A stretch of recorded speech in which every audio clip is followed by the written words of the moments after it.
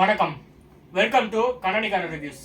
இன்னைக்கு நம்ம திரை விமர்சன நிகழ்ச்சியில் எந்த படத்தை பார்க்க போறோம்னா, டைரக்டர் கொரட்டோல சிவா இயக்கத்தில் ஜூனியர் என்டிஆர், ஜான்வி கபூர், அப்புறம் சாயிஃப் அலி கான் நடிப்பில் வெளிவந்திருக்கிற தேவரா படத்தை பற்றி தான் பார்க்க போகிறோம். தேவரா இந்த படத்தோட கதையை பற்றி பார்த்தோன்னா, கொஞ்சம் வருஷத்துக்கு முன்னாடி மீன் பிடிக்கிற ஒரு கும்பல் கொள்ளைக்காரங்க கடலுக்குள்ள வேலையும் பார்ப்பாங்க. கடலில் வந்து இல்லீகல் குட்ஸு அதெல்லாம் எக்ஸ்போர்ட் பண்ணுற வேலை அதெல்லாம் பார்த்துட்டு இருப்பாங்க. அவங்க வந்து ஒரு கடல் பக்கத்தில் வாழ்ந்துட்டு இருப்பாங்க. மீனவர்கள் மாதிரி தான் வாழ்ந்துட்டு இருப்பாங்க. அதெல்லாம் பண்ணிட்டு இருப்பாங்க. அதில் ஒருத்தர் தான் தேவரா.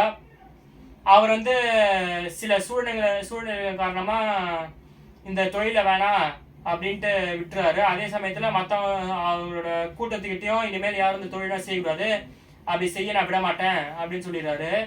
இதனால் அவருக்கு கொலை முயற்சிலாம் பண்ண பார்க்குறாங்க.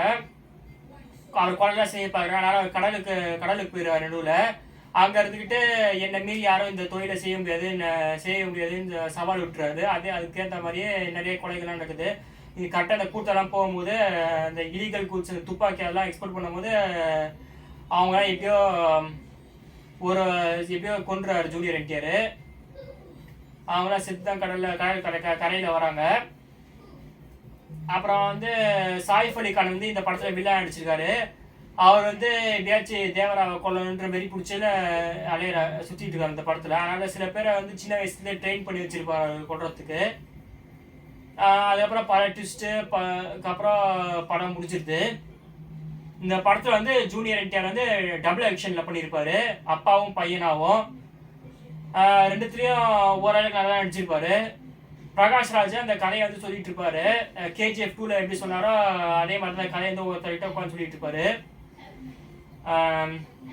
இந்த படத்தில் எத்தனையோ பேரை கொலை பண்ணுற மாதிரி காமிச்சிருப்பாங்க.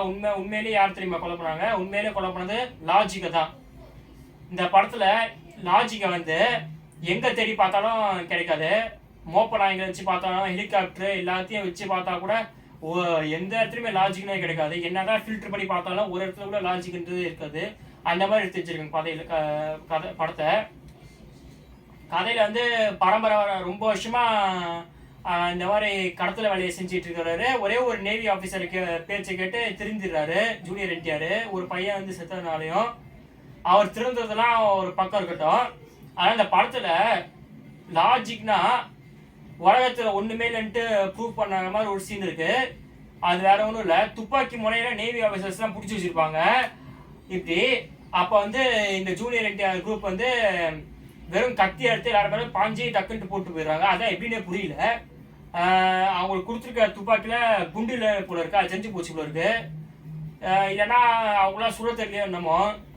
சும்மா ஆள் பத்தலைன்ட்டு ரோட்டில் பானிபூரி விற்கிறாங்கன்னா எடுத்து வந்து நேவி ஆஃபீஸர் வேலையை கூட்டி வச்சிருப்பாங்க தெரியல. மாஸ்க் காட்டுறீங்க சரி, கொஞ்சம் நம்புற மாதிரி மாஸ்க் காட்டலாமே.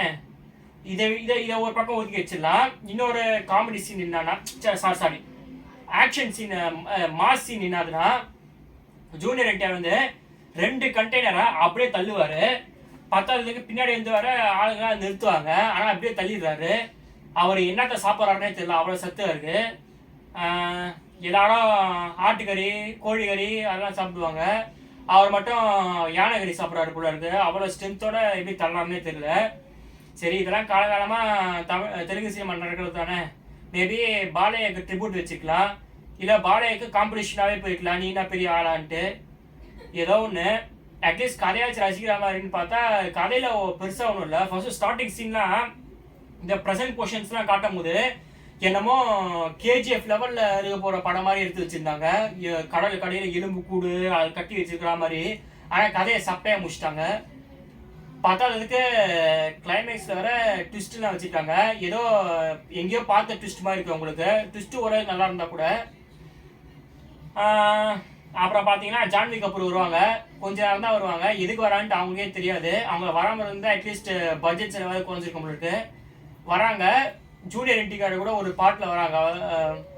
அந்த பாட்டு வந்து உண்மையாக டான்ஸ் ஆடுறது கூட இல்லை. அவங்க கற்பனையாக அந்த பாட்டை நினைப்பாங்க மனசுக்குள்ள. ஜூனியர் என்டிஆர் இந்த ஹீரோயின் பிடிக்குமா பிடிக்காதான்னு காட்டவே மாட்டாங்க ஒழுங்கா.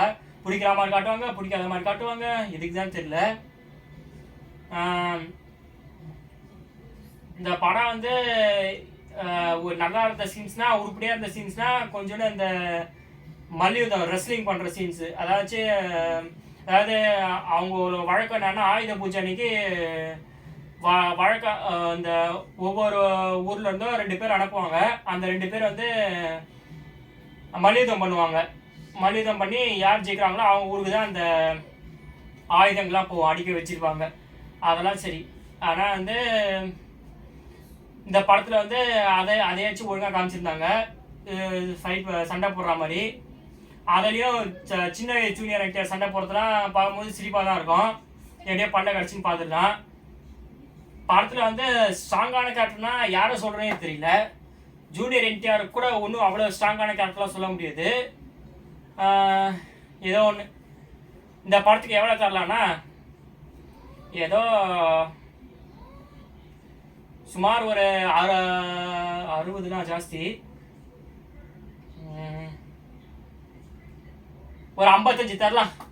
அந்த 55 கூட இதுக்கு, அந்த 55 வந்து ஜூனியர் என்டிஆர் மாஸ் சீன்ஸ்க்கும் அனிருத்தோட பிஜிஎம்முக்கும் அனிருத்துக்கு பாட்டுக்கும் அதை சொல்ல பார்த்துட்டு பாருங்க.